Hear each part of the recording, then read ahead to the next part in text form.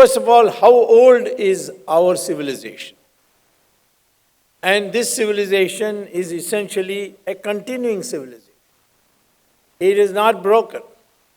UNESCO listed 46 civilizations this world has seen and concluded that 45 have disappeared.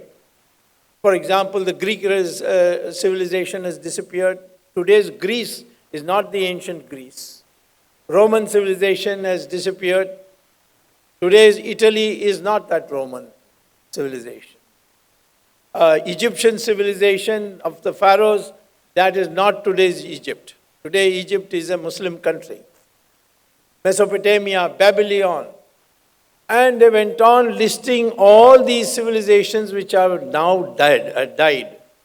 And something new has come in its place. And said 45 of the 46 civilizations have now disappeared. Only one civilization is a continuing civilization from time immemorial, and that is the Hindu civilization of India.